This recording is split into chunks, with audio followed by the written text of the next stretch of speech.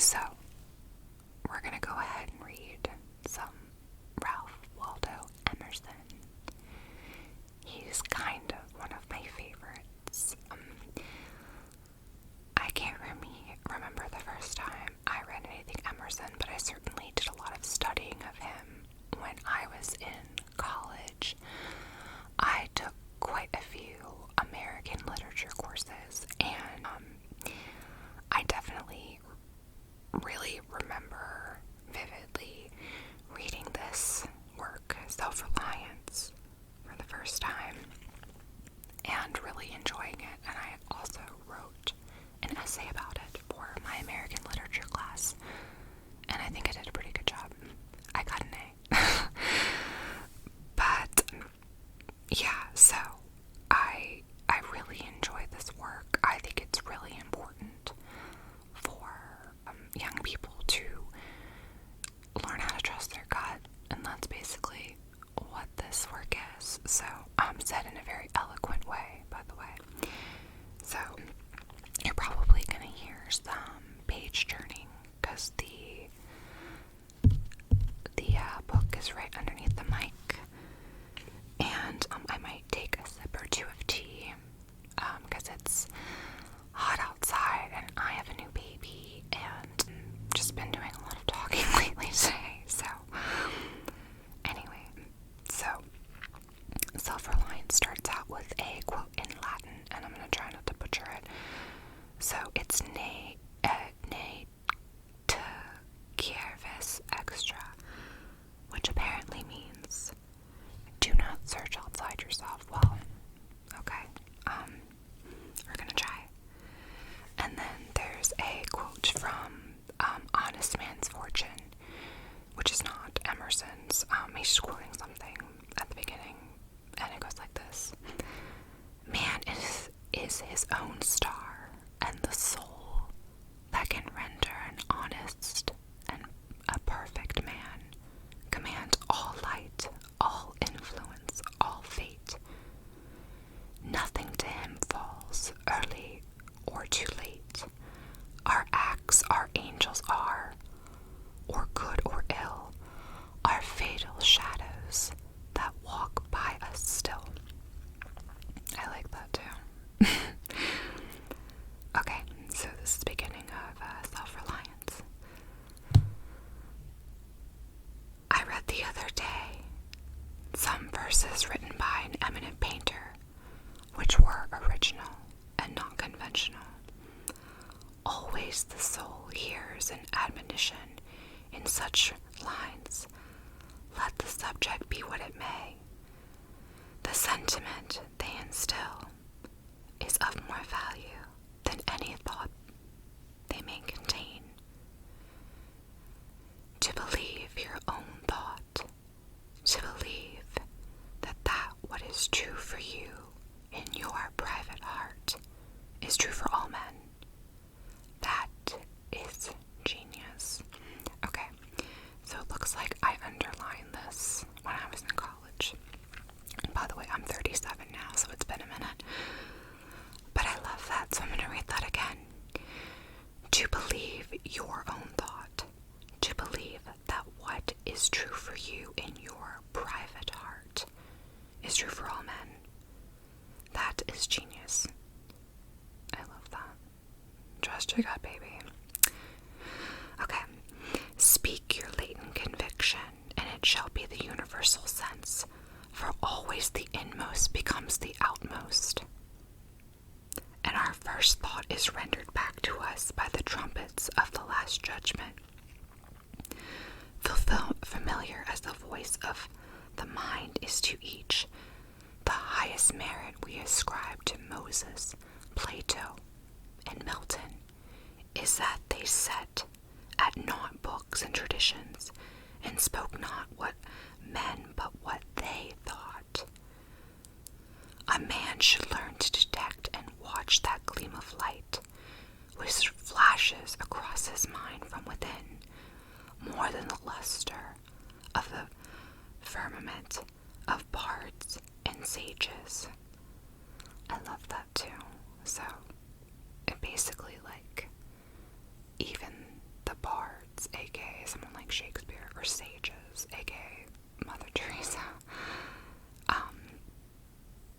you can learn to trust your inner voice more than their words. And I've always thought that, I'm a big believer in cherry picking. Like, take what resonates for you and then leave the rest. I find that kind of makes me stay authentic to how I live my life. And I think Emerson's kind of echoing that here. Okay, let's go. Yet he dismisses without notice his thought, because it is his. In every work of genius we recognize our own rejected thoughts. They come back to us with a certain alienated majesty. Great works of art have no more affecting lessons for us than this. They teach us to abide by our spontaneous impression with good-humored inflexibility than most, when the whole cry of voices is on the other side. Else tomorrow a stranger will say, with masterly good sense, precisely what we have thought and felt all the time, and we shall be forced to take with shame our own opinion from another. Good stuff. There is a time in every man's education when he arrives at the conviction that envy is ignorance, that imitation is suicide, that he must take for himself, for better, for worse, at his portion, that though the wide universe is full of good, no kernel of nourishing corn can come to him but through his toil bestowed on that plot of ground which is given to him to till. I like that. So, that though the wide universe is full of good, no kernel of nourishing corn can come to him but through his toil bestowed on that plot of ground which is given to him to till. So basically he's saying, like, it's almost divinely, like, given that the only thing that will nourish your soul is the hard work of knowing what is yours. I love that.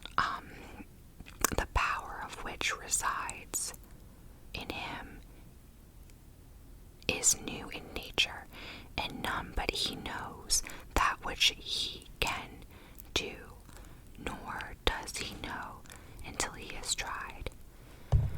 Not for nothing, one face, one character, one fact makes much impression on him, and another none. It is not without pre-established harmony, this sculpture in the memory. The eye was placed where one ray should fall, that it might testify of that particular ray. Bravely let him speak the utmost syllable of his confession. But we half express ourselves and are ashamed of that divine idea which each of us represents. I'm going to read that again. We but half express ourselves and are ashamed of that divine idea of which each of us represents. So I'm glad even back then, in 1841, that people were also being conformist. Seems like human nature never really changes, but it's okay, because we just need to be reminded every once in a while that we all have our unique gifts, and I really like that nothing kind of changes in human nature, oddly enough.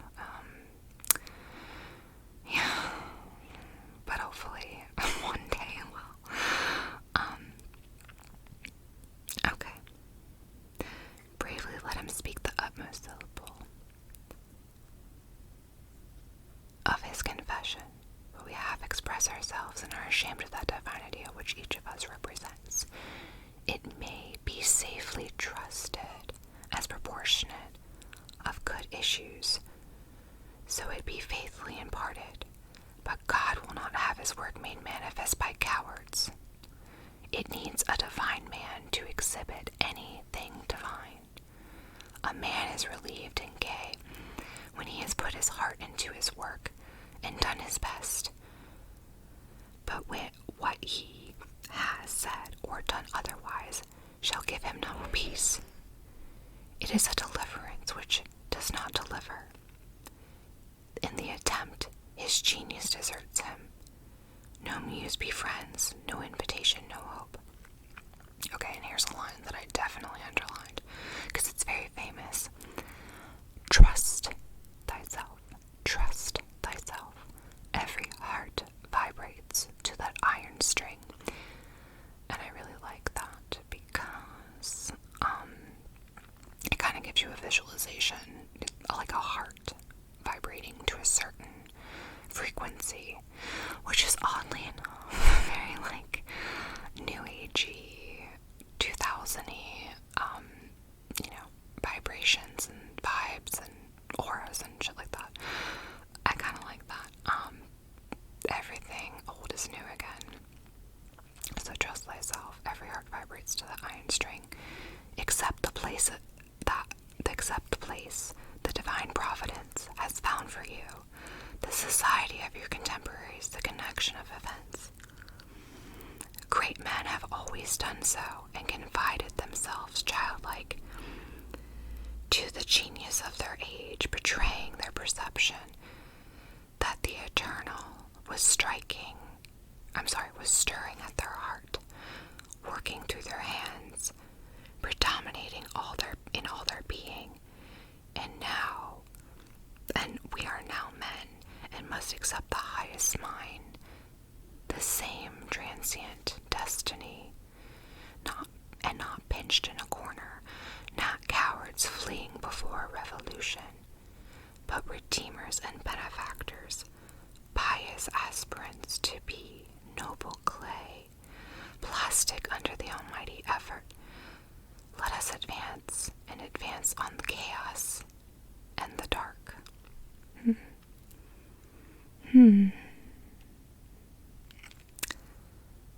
Gives you a lot to think about.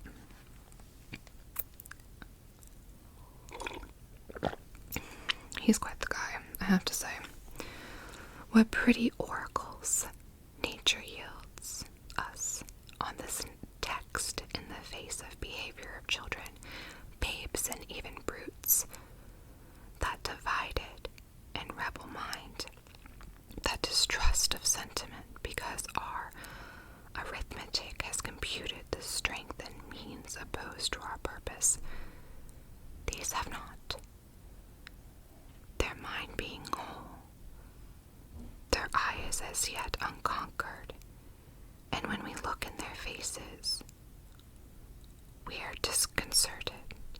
Infancy conforms to nobody. All conform to it, so that one babe commonly makes 4 or 5 out of the adults who prattle and play to it. So God armed youth and puberty and manhood no less, with its own piquancy and charm, and made it enviable and gracious, and its claims not to be put, if it will stand by itself. Do not think the youth has no force because he cannot speak to you and me. Hark, in the next room. Who spoke so clear and empathetic? Good heaven, it is he. It is that very lump of bashfulness and phlegm, for which weeks has done nothing but eat when you were by, and now rolls out these words like bell strokes. It seems he knows how to speak to his contemporaries. Bashful or bold, then, he will know how to make us seniors very unnecessary.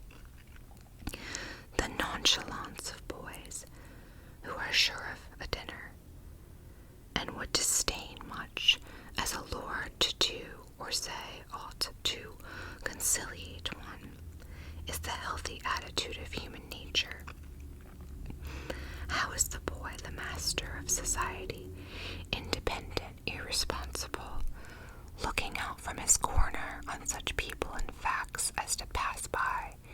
He tries and sentences them on their merits in the swift summary in the way of boys. As good interesting, silly, eloquent, troublesome. He cumbers himself never about consequences, about interests. He gives an independent, genuine verdict. You must court him. He does not court you.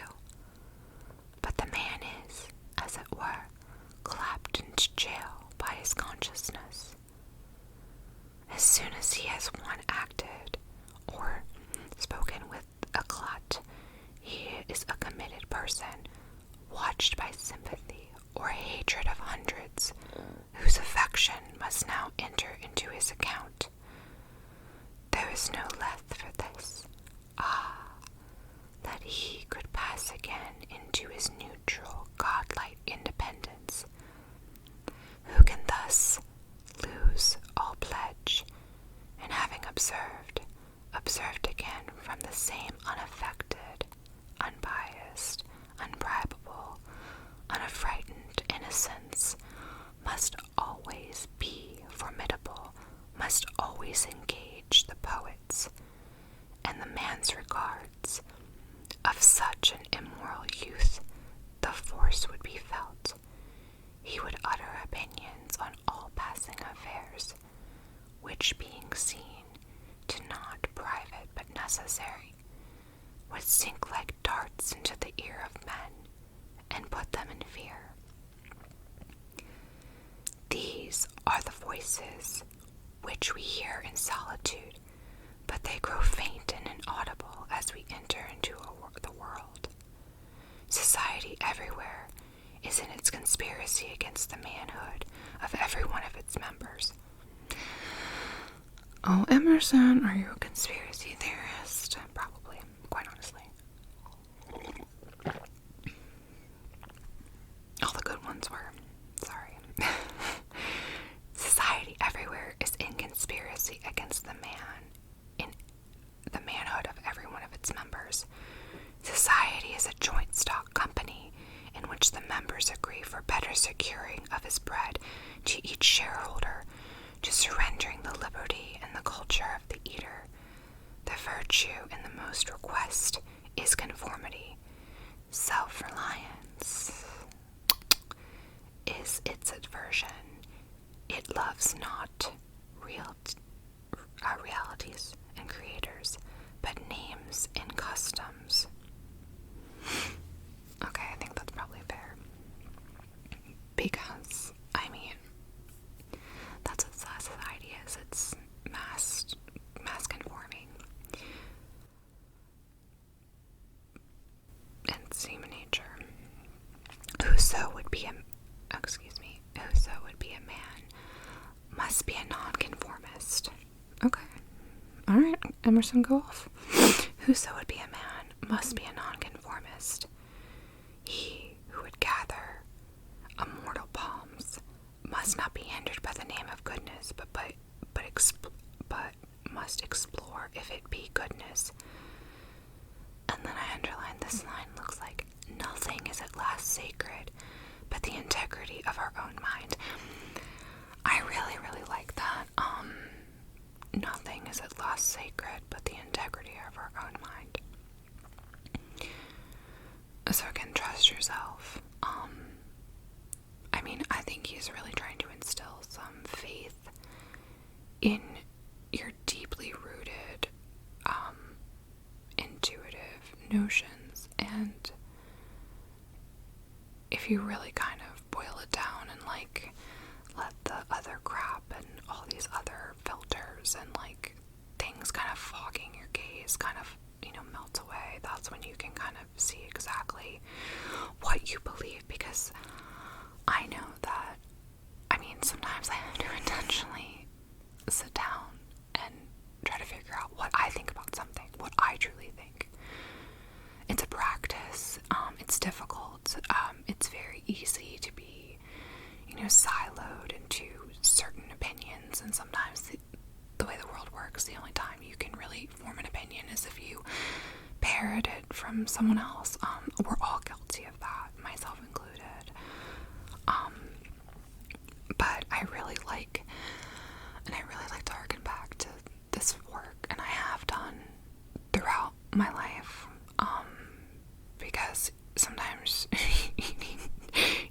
someone wise telling you, like, bitch, trust yourself. Okay. Absolve you to yourself, and you shall have the suffrage of the world. I remember an answer which, when quite young, I was prompted to make a valued adviser who want to inopportune me with the dear old doctrines of the church.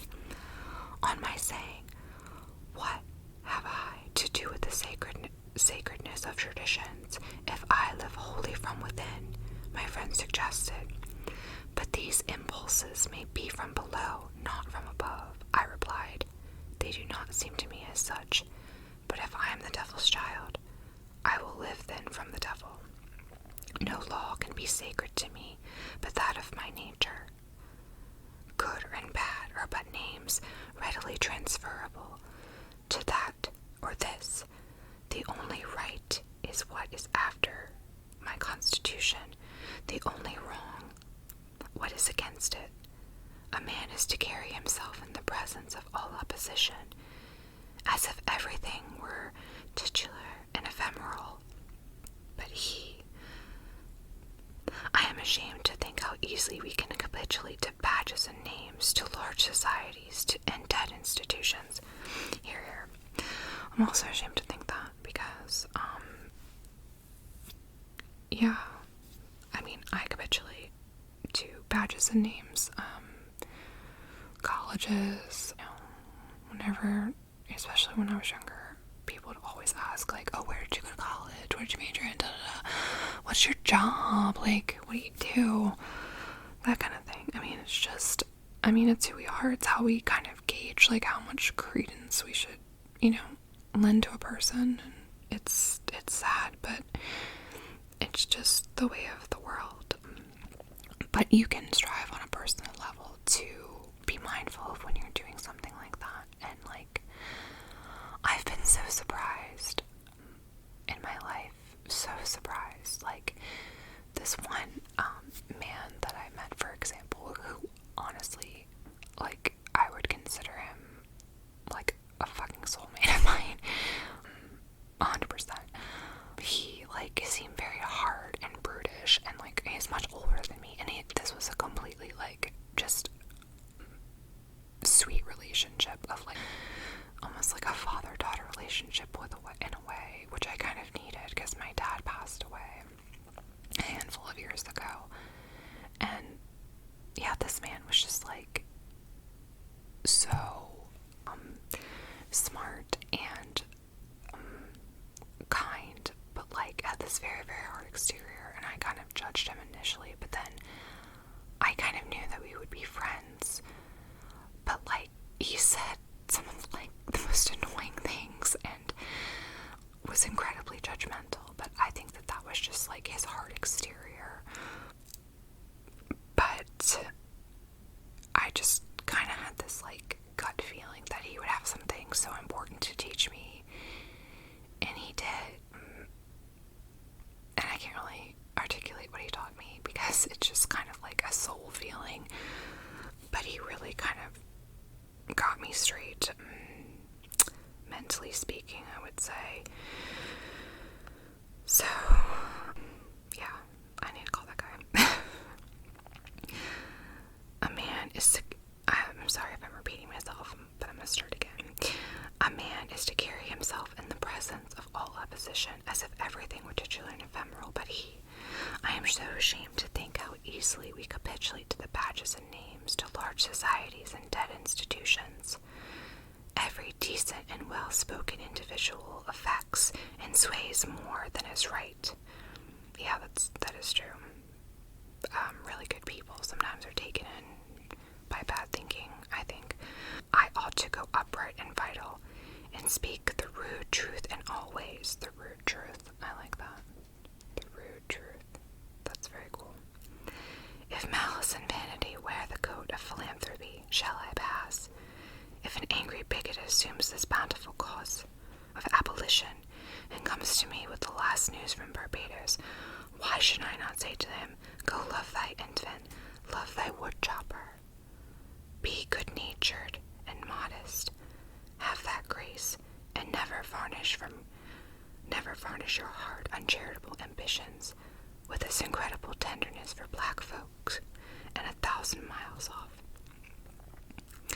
So I'm gonna end it here, and